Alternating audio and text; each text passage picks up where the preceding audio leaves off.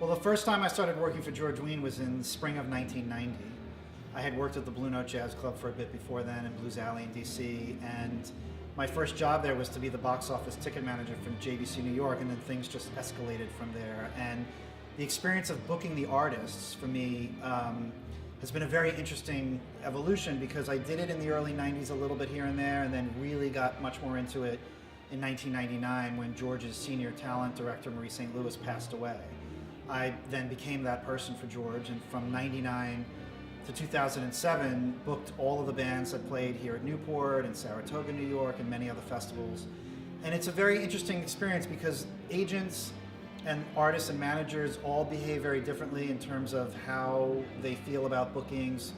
Some artists never ask questions, or managers ask questions about where they're going to play, what stage it's going to be on, what time the set is, et cetera, et cetera. Some people, it's all those little details that really mean a lot to the artists. And then in jazz, there's so much going on now where there are agents who are representing a lot of the artists, and then there are a whole bunch of artists who don't have representation, so you're actually negotiating the deals with the artist directly.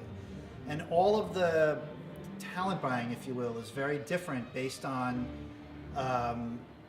who you're talking to and what they know, and then what you're dealing with. And I think George always taught us to just be very clear about what we were doing, to obviously try to get the best price, but to also be very fair.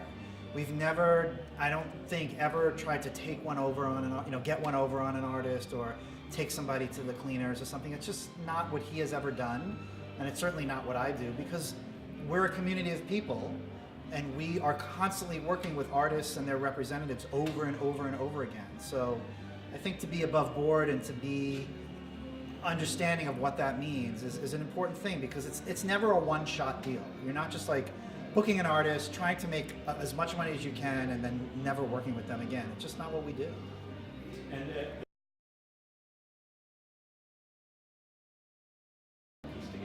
the artist selection at a festival really depends on the festival itself. I think all festivals have their own unique template and their own unique experience in terms of where it is, when it is. If it's a weekend festival with multi-stages like Newport, or a 10-day long festival like Montreal or Rochester, they're all unique to themselves, and they all have their own flavor and their own feelings. I think there are many festivals that have a very particular character, like smooth jazz or straight ahead jazz or swing or whatever it might be. Here at the Newport Jazz Festival, we've tried very hard to offer an incredibly diverse roster of artists. We know that the audience is interested in many different things, and we know that jazz and the music of jazz, whatever that definition is extremely diverse, and the rhythms and the melodic structures of the music are so different, depending on who the artists are.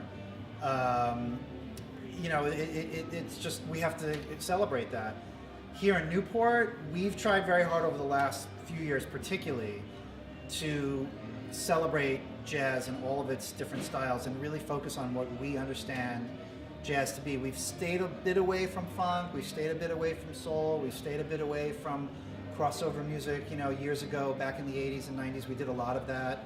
But here we are having a very successful festival, and with jazz, basically different styles of jazz. So it's been very good for us here at Newport.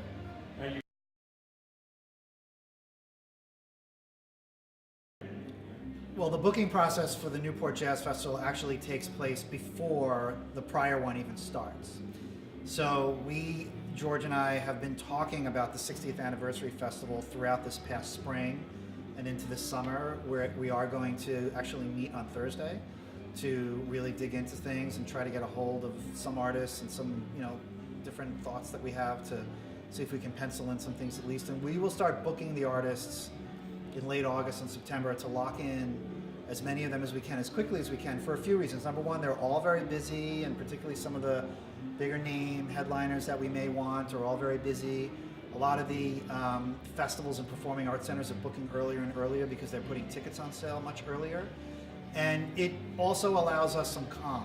It gives us a chance to know that we have a few of the pieces of the puzzle in place, and then be able to step back, take a look at what we have, take a look at what we're thinking about doing, and then, move forward from there. And then new opportunities and new things come up all the time. So as we put the pieces of the puzzle together for the Newport Festival, we book some of the artists, as early as we can, and then we take a step back and we kind of think about what else we'd like to do, and new opportunities come up, and agents or managers will call, as soon as they can and say, oh, so-and-so is going to put a new band together next year or do a certain tribute next year. And, we don't want to necessarily grab a hold of all of those things because we want to be a little different than everybody else, but at the same time, if you book the entire festival really early, and then some super special projects come up that you just can't fit into the program, you feel left out a little bit. So we always try to balance the project. But we put tickets on sale earlier and earlier each year, and we want to market and promote as early as we can so people can make their travel plans earlier and commit,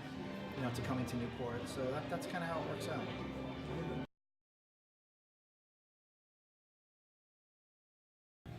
The one thing that I remember most about my experiences over the years at Newport is that I was the artistic director for the 2004 festival, which was the 50th anniversary festival.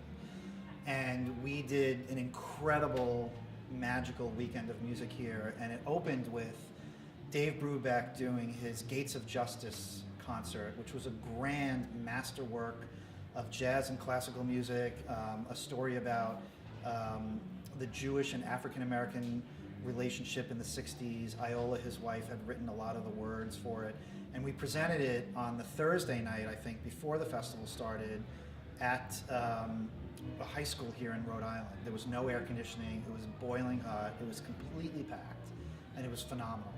And then we went into the weekend. We had Harry Connick Jr. do the Friday night concert at the International Tennis Hall of Fame, and just a massive amount of incredible celebrations and tributes and original groups playing here at the festival that weekend at Fort Adams. And it was really a super special weekend, and something that I can vividly remember the sets, the artists who played here, a lot of what happened that weekend, and that was a pretty amazing experience.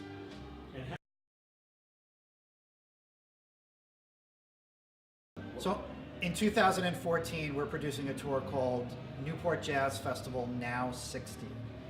And the title of the tour is something that I came up with. And the whole point of the title of the tour was to celebrate the 60th anniversary of the Newport Jazz Festival, but also let people know that it's happening now, and that we are aware of the music that's going on now, and that it's a very vibrant and fresh and modern event. It's not your grandfather's jazz festival. Some people may have never been here or haven't been aware of what's been happening lately and have this idea that Newport is some old thing. And what we want people to know on this tour is that, yes, this event is now celebrating its 60th anniversary, but it's extremely contemporary. The band consists of a very diverse roster of artists: Anat Cohen, Randy Brecker, Mark Whitfield, Karn Allison, Peter Martin, Larry Grenadier, and Clarence Penn. And the whole idea of the band is to have musicians from different styles, different backgrounds, different generations, who are coming together to celebrate not only the history of the Newport Jazz Festival and some of the key moments, but also play new music, original music, and Brazilian music, and Latin music, because they all are experts in that, and different styles of music. They all have their own niches. And I think when they all get together, we're going to find that it's going to be a really, really special project. And we already have over 20 concert dates confirmed in February and March of 14. We have a week of the Jazz Standard in New York. We're already booking dates from February, from April onward, at the jazz festivals and into the spring and summer. And I think it's going to be potentially a global tour. We do expect to do a lot of dates in Europe. And I think it's going to be very exciting. I'm really looking forward to it. And the musicians are all really excited too. A lot of them have never worked with each other, so it's a new experience for them as well.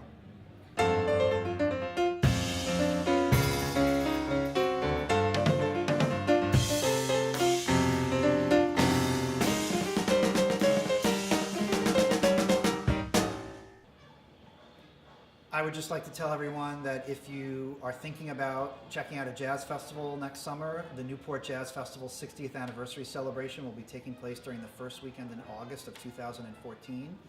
We know that we will have an incredible lineup of artists here at Fort Adams State Park and throughout Newport, right along the waterfront. We have a beautiful festival site. We have fantastic crafts. We have really good food. And it's a really beautiful and lovely place to come, bring your family, see your friends, hang out with the musicians, and just enjoy what is such a fantastic experience, a celebration of life, great music from all over the world, and we would love love for you to be with us here in Newport in 2014.